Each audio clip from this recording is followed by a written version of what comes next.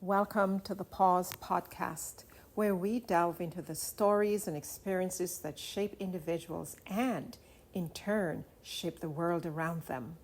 In each episode, we hit the pause button to explore the unique tapestry of personal narratives, resilience, and growth. Join us as we connect the threads from the sections of our Pause newsletter to the rich stories that embody the essence of our community. Discover the extraordinary stories of everyday people, thought leaders, and change makers, all contributing to the evolving narrative of inclusive leadership and personal transformation. Welcome, my beautiful beings. It is so good to have you, and we are super, super excited to have you join us, Jordan. Jordan, I think we were supposed to connect maybe a couple weeks prior, but I tell you, today is the perfect day. It is an amazing day outside. We're going to talk. Oh, Oh my today goodness. feels good, Phyllis. It's spring in Winnipeg. It's beautiful. The sun is shining. The weather is Mm. warm. My deck is on point and my patio is ready to go. I am excited. Excited. Excellent. And we're talking about a topic that is top of mind for everyone. No pun intended here.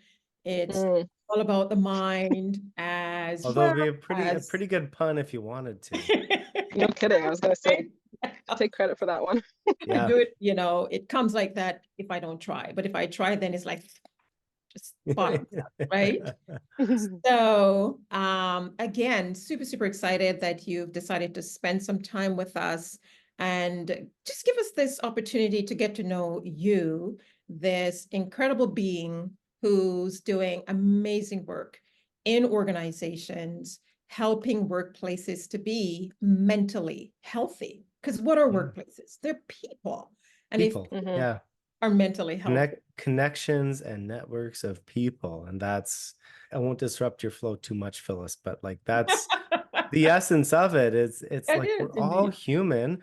Workplaces are just collections of human beings trying to Mm. figure out how to get along and how to How work to get along. together. It's a Yes. microcosm of Yeah. the real world, and it's why we do pause.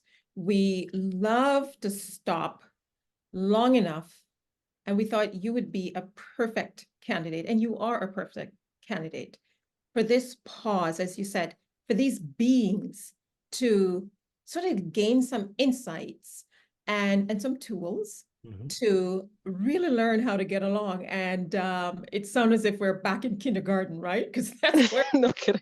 Well, so I mean, it's really interesting, and in particular, over the last couple of days, we've been doing a number of leadership education sessions and workshops, and one of the things we talk about is, that sort of like regression that we all experience. So, like Phyllis, maybe you can relate, and maybe others can too, but when you're a toddler, for example, and I've got a toddler, right? So I'm living it, right? And my daughter Mhm. Charlotte, she's almost 3, and she's got, basically 4 emotional states, right? She's got like happy, mopey, and like angry, frustrated tantrum. We'll call that one.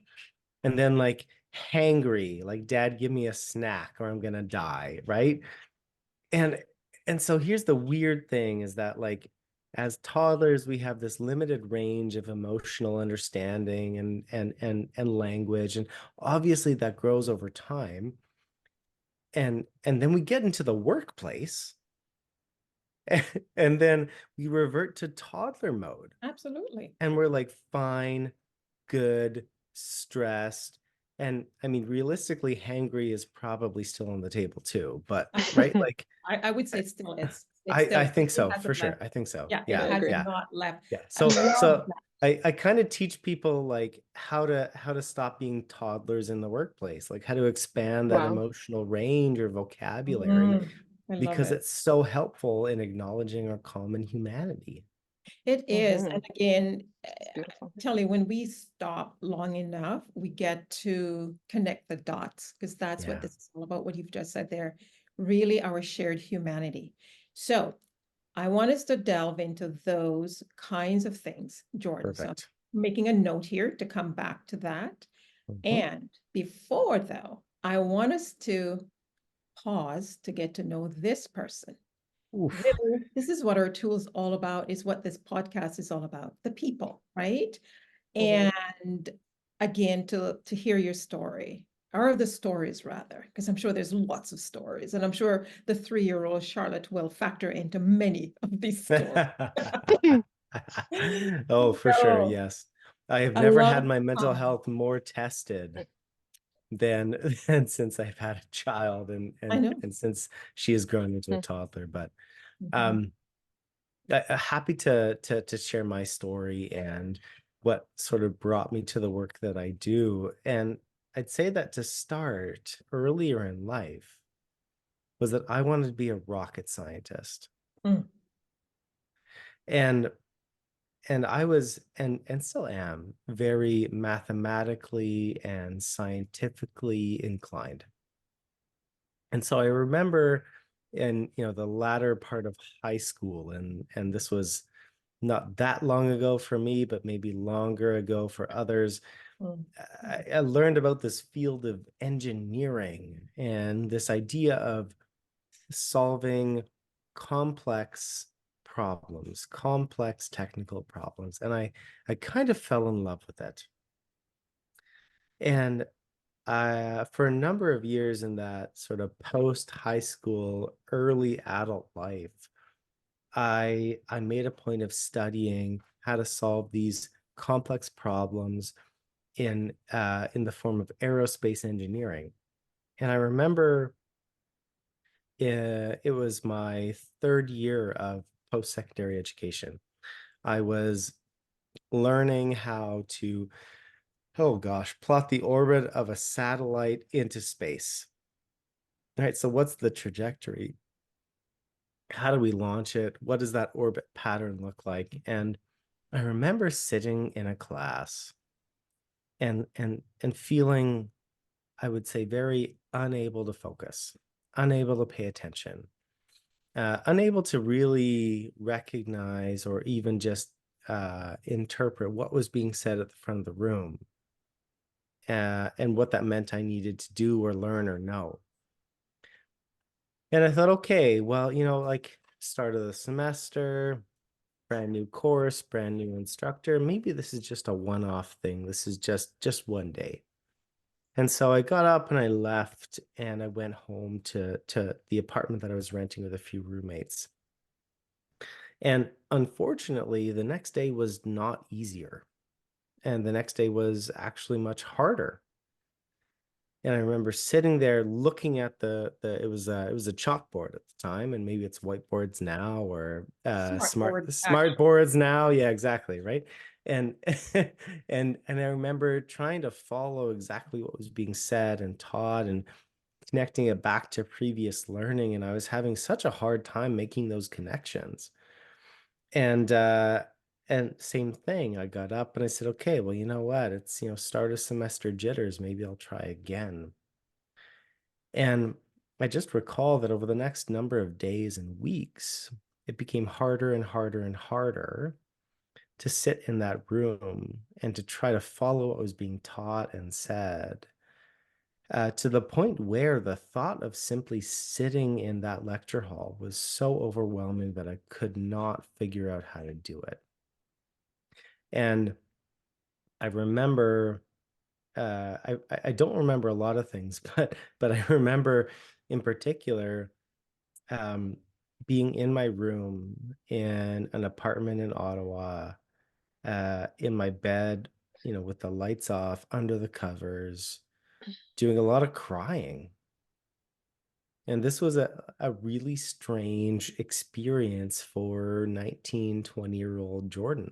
Maybe even a week of that, I managed to get up the energy to go see the doctor on campus in their walk-in clinic. And I remember waiting for a couple of hours and sitting down in the examination room, and the doctor came in and when they asked me a number of questions about what I was thinking, feeling, doing, and I described a bit to them and a bit of the physical symptoms that I've been experiencing, the lethargy, the fatigue, and many others. And of course beyond that, and I remember very distinctly, and I don't know if I'll ever forgive or forget this particular physician, although I'd like to have a measure of grace here. And they stood up, they walked to the door, they opened the door, and they ushered me out and said, "Jordan, you need to really get your depression under control." And I walked home, and for those of you that have been to Ottawa, you know the canal, like the Rideau Canal between Carleton and other aspects of the city. I walked home along the canal, and I did what any, 20-year-old would do when they've been given some strange news from their doctor. I called my mom. I said, "Hey, mom, the doctor told me I have depression. What's that all about?" And she said, "Jordan, I'm so sorry that that's been your experience. That was my experience after having children and after you were born. That's been your dad's experience for decades of his life.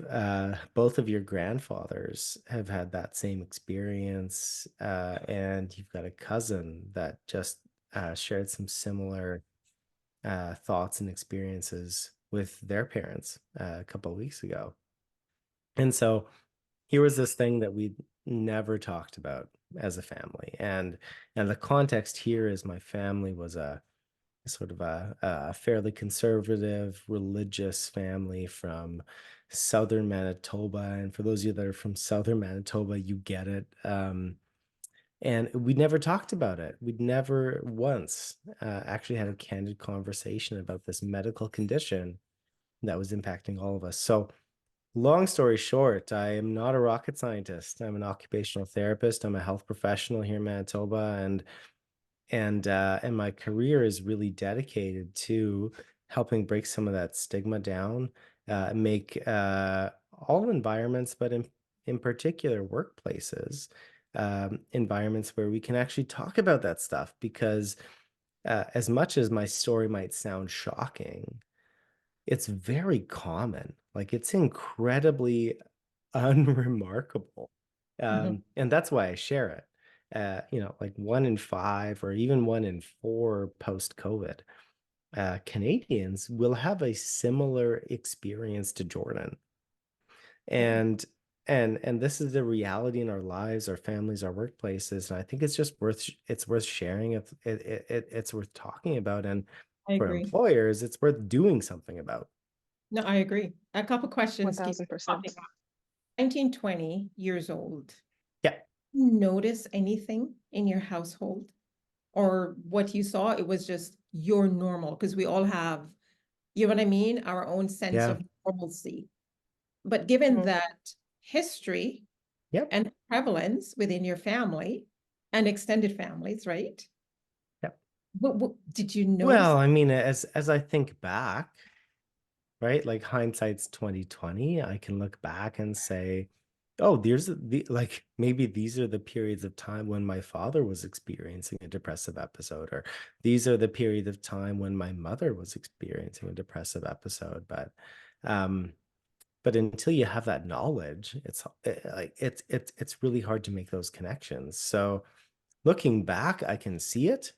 Mhm. And looking back on my relationships with my family, both immediate and extended, I mean, I can definitely see it. I can definitely see the impact. But in the moment, like, until it's Mhm. really hard. It's really hard unless you have that kind of knowledge to be able to spot those signs and be able to open up that conversation with someone that you really care about. And it requires a lot Absolutely. of skill, knowledge and skills, right? Yeah. For- Knowledge, skill, and in particular, empathy as Mhm. well. And that's, I think, one of the most important skills that I talk with leaders about Mhm. is how do you demonstrate empathy? Mm.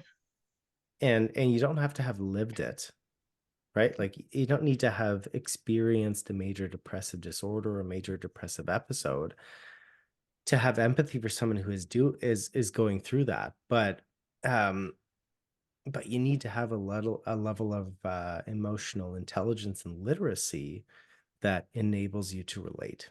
And that's the Absolutely. challenge for a lot of us in the workplace, because as I talked about with Charlotte, right? Like our emotional vocabulary in the workplace is quite limited. Fine, good, stressed, right? Like depressed doesn't I really would pause come you onto the there. radar. Let me pause you here and Sure. ask. Yeah. Because at first we said it's the emotional vocabulary in the workplace is limited, but I'm wondering Yeah. if it's just in the workplace.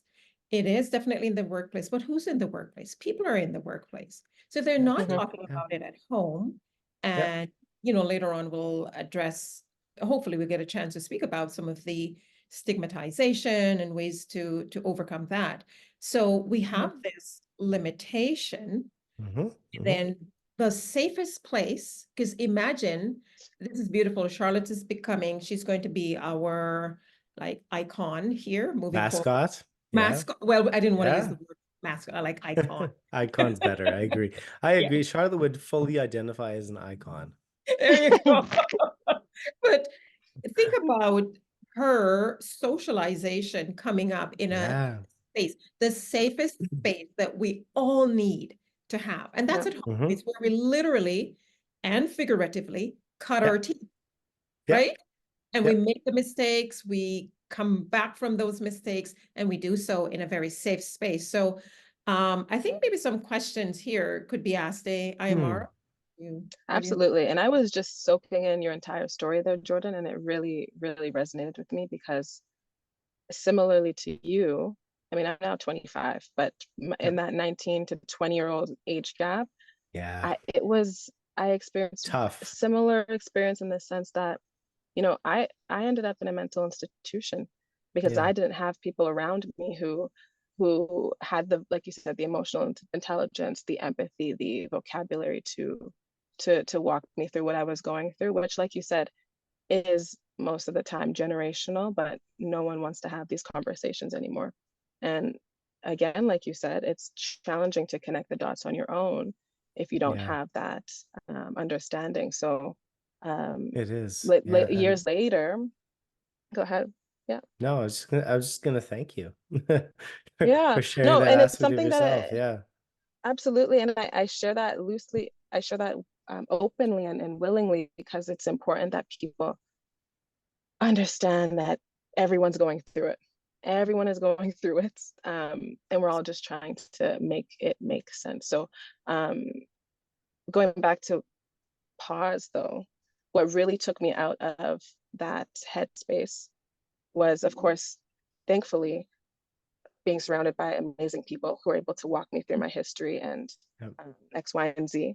But also pausing. There was that pivotal moment in my life where I had to literally had no work, had no friends. Oh, I had Yep. one friend, had no family. It was just me, and I'm Christian, so my God, our Yep. God. And so it was me and him, and I paused, and it was um, the questions that would just come to me that I would have to really ask myself and dig deeper in. So I want to ask you the same thing Sure. as an advocate for workplace mental health. Like, did you have that significant pausing moment? And if you did, I'm sure you did. What were those questions that were coming to you? If you don't mind sharing.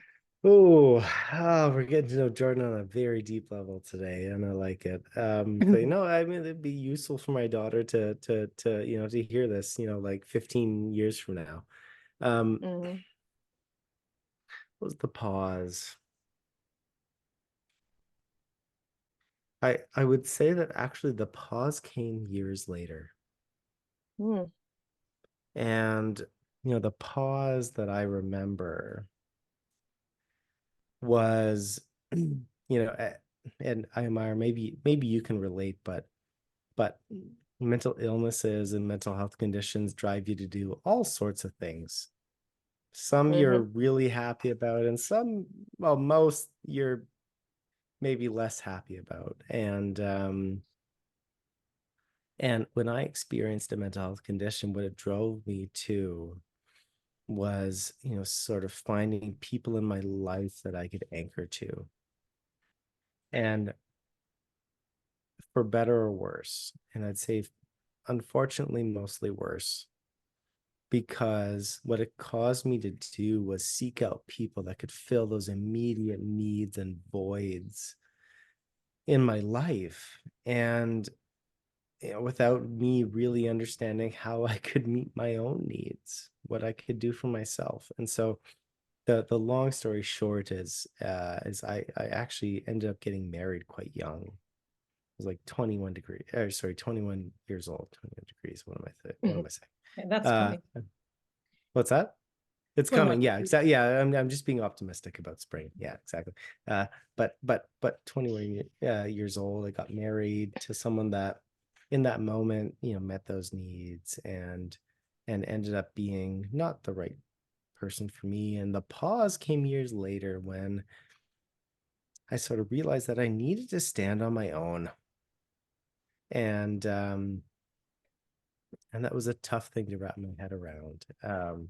But that ability and willingness to stand on my own has paid massive dividends in terms of my own well-being, in terms of my relational and interpersonal health, and has led me to really awesome, valuable relationships in my life that have created a family and all sorts of awesome things too. So that ability to stand on your own is critical. And I'd say that, like, if I think about a significant pause following illness and recovery and navigating all that journey, like that was substantial.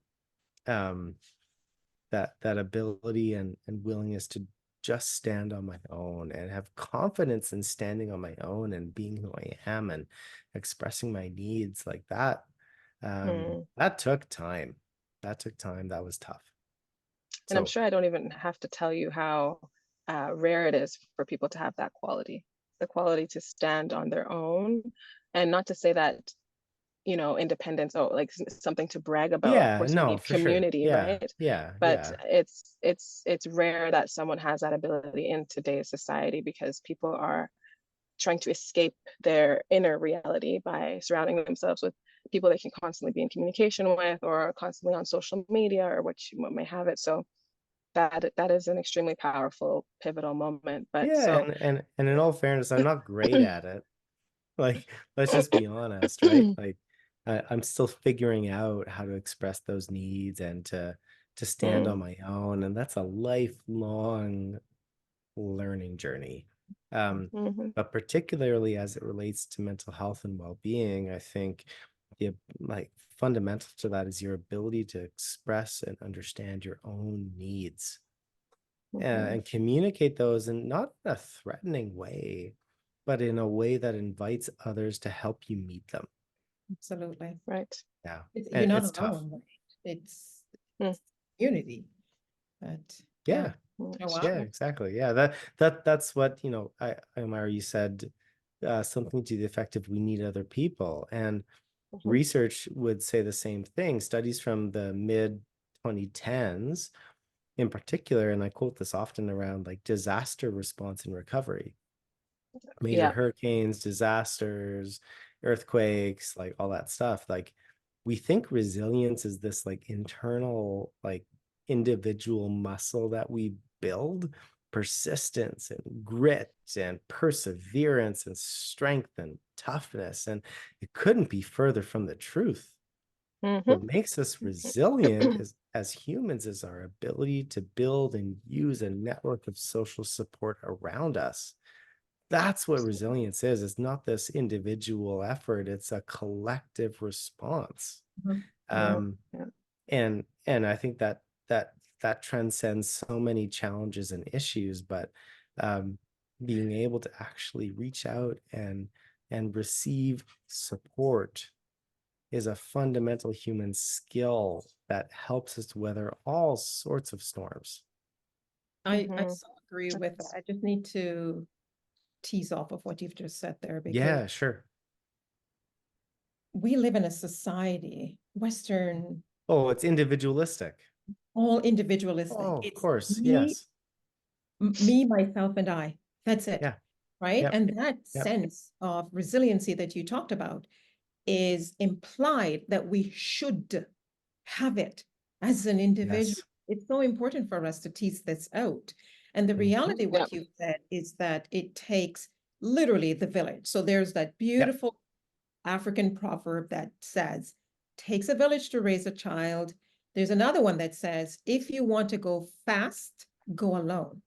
But if you We go want far Are. go with others, together. Yeah. collectivism. Yep. And this is a powerful thing that you've Yep. just said here, Yep. where I know our community will, I think this will resonate with them very deeply, Jordan, because we are being socialized to go it alone. But the reality is we cannot, and we've never gone it alone as humans, as beings. We've always needed the village, Never. always needed the community. I mean, like Phyllis, you and I could, I'm sure we could jam on this for hours at a time, but so what this brings to mind for me is actually some work that I was a part of while I was heading up the Canadian Mental Health Association's work on mental health for workplaces, and sort of continuing with supporting the work of BDC and their efforts to support entrepreneurs. And the initial report that was authored was called "Going It Alone," and how, you know, entrepreneurs, as an example, and I'm an entrepreneur. I say I'm an entrepreneur by, or sorry, rather, I'm a reluctant entrepreneur. This idea that we need to be resilient and persistent on our own it's just false. It's just false. And like, if I were to do a word association exercise, and I've done this with thousands of leaders all across the country, I ask them, like, what's the first word that comes to mind when I say resilience? And I mean, like, Phyllis Aymar, like what would be your top guesses? I can go quickly because for me, I know it's family. That's what, but I'm pretty biased, right? You've probably got a similar lens to me, right? Yeah. So for me, it's family. That's my foundation. That's what gives me resilience. Yeah.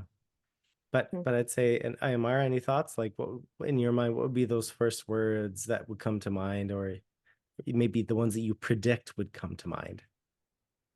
Yeah, community. Okay, all right. So we're a little biased. I just have think to so. Which is great. You're on the right track, right? Because but also, Jordan, you know why? Yeah. We are people of African descent. It's in our DNA. There's a different cultural lens. I would just say that the most common responses I get when I ask for that word association activity are, strength, grit, persistence, toughness, all that stuff. But again, just to reinforce that we are not resilient on our own. It's impossible.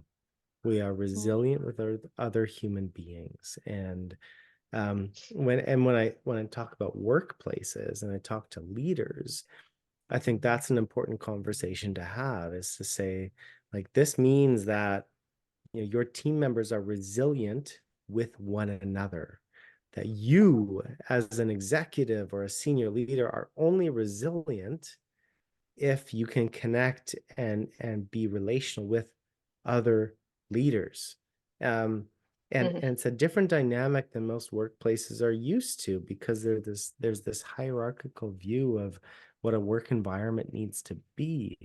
But if we actually want to be resilient, if we want to be able to bounce back from that adversity, if we want to be able to maintain our well-being in the face of those challenges, like, we actually need human connection. 100%. 100%. Yeah, just to tie that off, I think it goes without saying that the reason why we all have a similar answer in regards to that one word association is because there has been pivotal moments in our life where we realize that we need others, right? I do think, though, that it is necessary to have that period where you do pause and you are isolated to the point where you do that inner work to understand who you are as an individual without the external influence.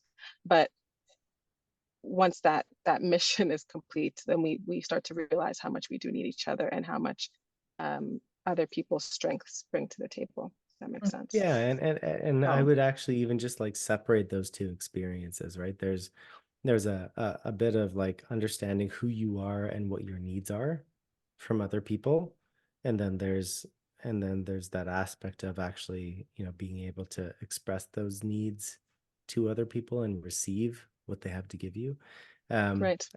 Yeah, and maybe it's sequential. I'm not entirely sure. I don't know if it's perfectly sequential, but I think they go hand in hand to a degree. I think that's like you a said, yeah. really beautiful point there that is allowing us a segue, because there's some stuff I want to ask you about your Sure. values and Let's how do it. you Yeah. underscore your values. And that's, again, part of this work that we do using pause. So the U is to understand what are these values that I'm bringing to the table. So when you mentioned separating out, you and what your needs are and what you stand for, and then others and how the Yep. two may or may not align. I am just curious. There's a recurring theme that I have seen over the years of working with leaders in organizations, whether it's as a group, whether it's individually or so. There's this thing about seeking some inner solutions. I call them inner world solutions for lasting outer world results. And it's so critical that we get those solutions when we get clear on our values. Mm-hmm. So I'm wondering if you could share a few of your values, Jordan. Ooh. Oh How, boy. Oh as you man. think, let me just give a little bit more, body to the question, Yeah. and how you integrate these values into your approach that you're Sure. using to support these organizations. Yeah. Well, so I mean, Become Phyllis, or you're make you're you're lucky in that I did a lot of this thinking and work over the summer. So you and your audience get the benefit of hearing the results. But of it. So you're doing the work, which is powerful. doing the work, it's and I'll admit Mm-hmm. it was hard work. It isn't Yeah. easy. Trying to distill it down to the things that I value, and for me it was taking more of a like a team lens in the work that myself and colleagues do in this space that work closely with me, but it all aligns perfectly with me as a human. Otherwise, if it didn't, it wouldn't make the cut. But I think the values that I espouse in the work that I do, and we can take it from there, but number one is curiosity. Mhm. And really being driven to expand my own knowledge, answer those interesting questions about the intersection of work and life and health. Um, and I think also truly understand the people I work with deeply. And that has so much value and meaning for me. And I even get emotional just like thinking about it, like actually understanding who you are as humans has so much value in my mind, and something that's missing in so much of the transactional work that occurs in the field of people and workforce and consulting and all that kind of stuff. Wisdom is another value. Not to say that I have all of the wisdom, but that there's there's value in being deliberate and thoughtful and measured in the work that I do, and and um and not rushing to the first obvious solution, but actually taking the time to sit with things is I would say an undervalued aspect of our workplace these days. Everyone's looking for quick solutions, quick answers, but the deep and meaningful thought and the wise decisions come from thoughtful consideration. And I firmly believe that and do my best to make sure that that's what I'm espousing. There's a few others, balance. And for me, that's important for my own mental health, to be quite frank. Um, I'm lucky in that I own my own business and I can sort of instill that balance, although I will also be honest to say that I fail almost every week in giving myself that balance. And You have a Phyllis, maybe, toddler too, well, I have Jordan. a toddler, right? So yeah, so that adds a challenge, but um yeah, I don't often succeed on that front, although I'd really like to. Trust is another value. So being willing to give and receive the benefit of the doubt, Mhm. and understand that, the people I work with and me, like, we're all working towards a common goal of embracing humanity in a more positive way. And then I think this is the biggest one that maybe I struggle with, and would love your take on it, either Phyllis or Yamara. But truth. Mm. Truth as a value. And I have it, I'm looking this way because I have our sort of corporate values up on a screen. We don't publish these often or anywhere, but being open and honest with ourselves and our clients, and with the aim of cutting through the noise, recognizing that some truths are hard to hear but need to be shared. And that's the hardest value for me to embody, because when it comes to supporting the mental health or well-being or psychological health of people in a work environment, a lot of this comes down to leaders. And there was a survey done by UKG in September of 2022 that essentially said that leaders of any stripe have the same impact on mental health and well-being as someone's spouse, partner, or significant other. Mm. And sometimes those leaders need to hear a hard truth. And for someone that really loves to please people, truth is a tough thing to get to. But it's something that I value and something that I've received value from. So that's, I think, the biggest struggle is, how do you convey that truth in a respectful and productive way? Because sometimes it just needs to be said. That's really powerful. If I could just maybe tie it off, because you started out with curiosity being one of your core values. Yeah. And I think when you are curious, people will experience a sense of I matter, right? It's Mhm. not like Yep. you're going straight to the truth. So I really Yep. think that from my own experience in working with people, it's the nature of my work. We have to have that curiosity and gain that value and respect for who we're speaking with, who's in front of us. And I think in setting it up that way, when it comes to the truth, what do you think? It might be received a little. The truth is always That's a little fair. Yeah. challenging, but it could be received a little easier. Yeah. At least if you're curious off the front end, right? Mm. The truth comes across as something that you've genuinely discovered, and in a maybe a more non-judgmental way, is maybe kind of what you're hinting at. And I would agree from my 100%. experience too. Yeah. And that mindful deliberation that you talked Yeah. about, that you value, right? So the curiosity, mindfully deliberating.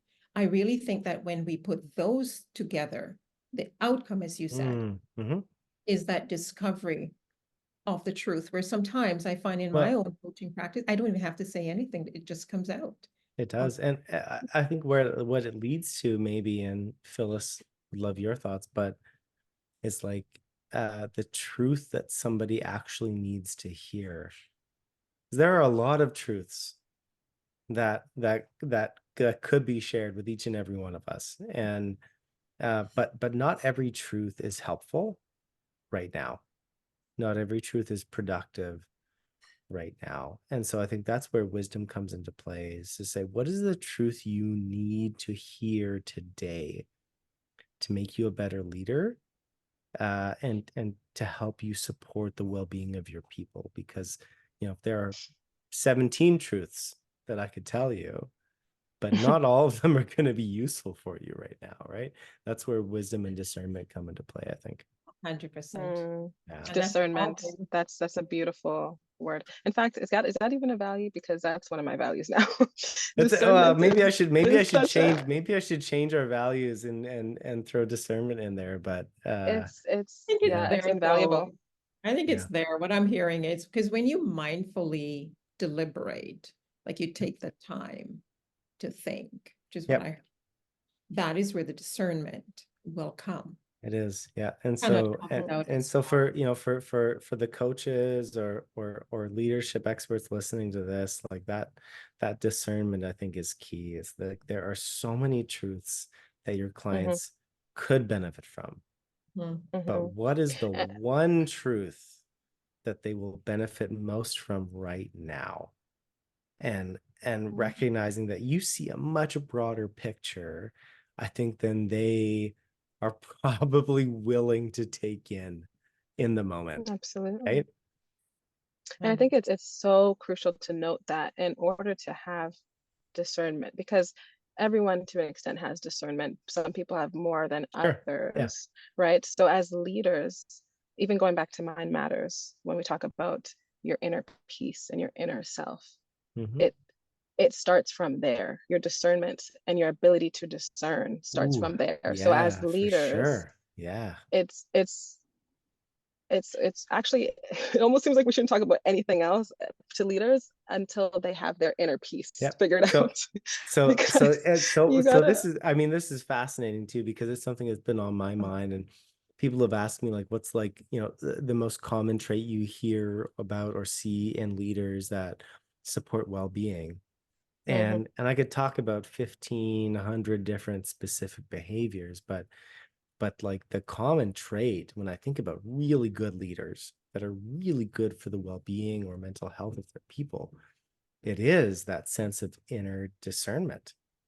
It's like Mhm. that, like, if I could summarize it in the most simplistic way, being a good leader for the well-being of your people primarily and first and foremost involves understanding yourself and reflecting on the ways that you lead and the ways that you could lead better.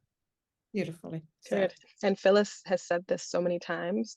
We are all leaders, but first and foremost, we lead ourselves. So if you don't Yeah. have that self leadership down packed, you cannot expect to successfully lead others. Phyllis, I'll let you close that one off. This is amazing. I think we are at a point where we should test Jordan's rapid fire answering I love it. I've ability. been waiting. I've been waiting for it. I've been waiting for it on bated So, breath. I'm so excited. so you're familiar with our book Mind Matters, and the recently published, and in it we have 4 pillars: Okay. mental pillar, emotional pillar, spiritual pillar, physical pillar. So we're going to ask you some rapid fire questions around those pillars. And I'm nervous, but in a good way. no, you're so good at this that I just know you're going to crush it, Jordan. And so I think, Imar, you want to ask the first one? Mental pillar? What? Yes, let's go. So, when taking care of your mental health, what is the first thing that comes to mind? Silence. Man of my own heart. I Quick, you expected, took to us be off honest, guard. but Boom. Yeah. silence. Yeah, silence, like that space for time and reflection in the absence of other distractions. There's so many other things that build onto that, but like unless that's there, it's really hard to do anything else.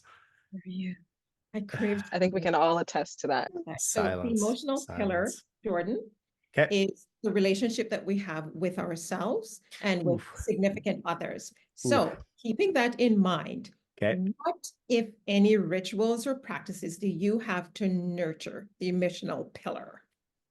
Ooh, the emotional pillar. Oh, I know this is rapid fire, but I just need to pause and think for a second. You're on pause, you're allowed. Yeah, okay, I'm allowed. It's I mean, it's the title of our podcast, so Right. it goes along with silence, but space. Like expressing your emotional needs or reflecting on your emotional state. Like it's not just that you need like silence or an absence of distraction, like you actually need space to do it. And so with a toddler, this is difficult, but finding space to have those conversations that are going to contain emotional needs is it's not quite a ritual, but it's a necessity. And so my lovely wife Caitlin and I, we incorporate this ritual in a few different ways. But oh, hi, Charlotte. Hi. Hi. Yeah, there's our Hello. icon. There we go. Right. See, there's our icon. Hello again, Charlotte. Hello.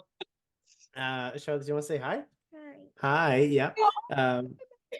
But regular time set aside for processing those emotional needs, that space to do it, is pretty critical. And in a busy life with a busy family, it's hard to do, but I think that is the need, and that's what makes it happen. Like, you just need to make space for it. You It's have time. read My Matters. That's it. Well, I haven't yet, but it's on my list. But I mean, it sounds like we're on the same page, which I is think great. our community would deeply appreciate that. You know, it's something I talk a lot about, the Yeah. importance of, it doesn't matter if you're extroverted, introverted, we need silence, and we do need that space, as you so beautifully said, Yeah. to Absolutely. honor that it's a conversation you're having with yourself, whether you're Yeah. saying something out loud, whether you're just sitting with thoughts, whether you're just being, you need that space. And that's Yeah. what Absolutely.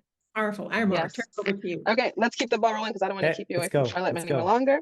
Okay, so spiritual pillar, we're talking about our inner knowing and that truth that we discussed earlier. So Yeah. the question is, what do you do to strengthen that spiritual pillar? Off the top of my head, force myself through adversity. Mhm. And so as a great example, and Phyllis, you know that I spent a week cycling in California, which you know might seem to be a leisurely pursuit, but it was actually not. And you know, if you're from Winnipeg, you understand that we don't have hills in Winnipeg or Manitoba. I mean, maybe more so in other areas of Canada, but this exercise of cycling and pushing pedals, you know, up 2,000 meters a day, you know, for hours on end. Like, I learned so much about myself and what it means to be Jordan, by doing things that push me physically. And that could be different for other people. There might be, you know, sort of mental type exercises that kind of push people to learn more about themselves. But you know, my personal philosophy is that I just learn most about myself when I push myself. And I'll tell you, you know, like pushing pedals up a couple thousand meters of elevation into a mountain, like all sorts of outrageous thoughts come through your mind. I cannot even And imagine. like Yeah. ridiculous thoughts, Mhm. and the ability to sort of sift through those in the moment and learn about yourself and the things that come to mind most quickly, is really valuable. So I've got a friend, the last thing I'll say is his name is Rick. And I like to say that Rick is the friend that I do crazy stuff with, or silly stuff, or stupid stuff with, right? But he's the kind of person I know that has the same philosophies. You learn so much about yourself, who you are, and what matters, and what's meaningful to you, and sort of tapping into that spiritual side of yourself by pushing yourself beyond what you're comfortable with. Oh, well, Shout out And to Rick. yeah, shout out to Rick. Rick, the guy I do stupid stuff with. thank you, Yeah. Rick, for Yeah. being Thanks, that Rick. cross Yeah. partner with Yeah. Jordan. So Yeah, just to tie exactly. this all off, the physical pillar is the last. And you just went through 6 days of grueling physical work, going up mountains on your bike. But this is the pillar where we actually see the results of the other three pillars. Yeah. So Yeah. the mental pillar, the emotional, the spiritual, they're all invisible. We don't see them, but what we Yeah. see are the results in True. our lives. So that's what we call the physical pillar. And so very quickly, what are some signs that you tend to see that tell you it's time to pause? I think most of them are relational. So you see, I mean, you see a lovely, you know, energetic toddler beside me, right? And so I know for me that when I'm losing my patience with her, that's an outward expression that I haven't taken care of things on the inside. With my lovely partner, and spouse Caitlin, and I'm losing my patience with her, that's another indication that I haven't taken care of other things. And those are probably the biggest indicators for me. There's others too. Yes. But but I often think that that lack of self-care, it reflects in the most important aspects of your life. True. And Yes. for Yes. so many of us, those are our relationships. And it's not work. Like, let's be honest, like for most of us, like work is actually not the most important aspect of our life, although we might say it is. But Yeah. do you want me to Yes, do yes, you want yes. to play with my ring? Yeah, sure, we can play with my ring. Sure, why not? Yeah, why So, not? I'd love to just expand on that, but I know we're going to tie this off. Exactly. So at the end of every episode, we have a parting question, and you get to choose which of them you want to go with. Ooh, There are two fun. options. Okay. So you can either spotlight on change. So if there's anything within your community or outside of your community that you just want to highlight and share with our audience, please do so. Or you Okay. can share a story. Story exchange where Story you, exchange. That's why we yeah, yeah, where you a brief exchange a personal quick or community story story. with us. Something that Exactly. touched you deeply. Wow, Mhm. that's tough. Man, I didn't know this would be I'd have to think Do this your hard on homework. a podcast. I have to do my homework here. Yeah. This is great though. I will say, and maybe I'll skip on the story for now because nothing comes to mind immediately. I feel like I've shared a few stories throughout, but Oh, you've shared some I powerful think stories. that, yeah, I think the change, that I would like to highlight, and this is for individuals who are supporting mental health, well-being, even diversity and inclusion on an organizational front, is that there's two pieces. Number one, this work is no longer a nice to have. This is table stakes. So if you have people listening that haven't embraced DEI initiatives as a core part of their business strategy, haven't embraced psychological health as a core part of their business strategy. Hi, Hi. Charlotte. Yeah. This is table stakes now more than ever before. Like, this is stuff you have to be doing in your business. This is the key to attracting, retaining talent. This is the key to making your business sustainable. This ties into ESG metrics and all that other stuff that we know is coming down the pipe. And so that's one key change. The other key change that I would maybe highlight is that we are moving way beyond well-being programs as the way to make this change, right? So no longer is your EAP. Charlotte, hi, I just need to move closer to the desk. Is that okay? Yeah. Okay, thank you. We're moving beyond EIPs and like training programs as checking the box. Yeah, you can go see mommy. That's okay. She's upstairs. What we're coming into is I think a more fundamental understanding that there are really important and quantifiable factors at work that impact our well-being and feelings of inclusion. Yes. And so moving beyond the checkbox is what organizations need to be doing. They need to actually be taking critical stock and a critical look at all the things that they're doing that are a part of how they run their business. Yes. That are impacting people. And that's a critical change. Yeah, we got some snaps. That's good. We're sort of behind the curve in Canada, but we're way above. Other countries are way ahead of the curve. I think of Australia as a great example where risk assessment for psychological hazards is literally legislated. And Wow. right, and that's a dream for me in Canada, but that every employer actually has to take a look at the way they've designed work and understand the impact on the well-being of their people. Like, that is mind-blowing and revolutionary, but it's actually not that far away. Yeah. Thank you. Yeah. It's very powerful and so imminent. Like it is like now. This is no longer. We give it 5 to 10 years, and what I say too from a mental health or well-being perspective, Australia usually about a decade ahead of Canada. So by this time in 10 years, this is going to be a requirement. This is going to be necessary. This is going to be something every business has to do. And so I think better to get ahead of the curve because it's only going to be advantageous for you and your company. I'm so glad you're able to join us and, share a bit of you, the being behind all of this, and also the work that you are doing for other beings in workplaces. And you're spot on. It's a tsunami actually that's building regarding psychological health and safety within the workplace. Yeah. And the responsibilities of leaders. And again, we come right back to leaders.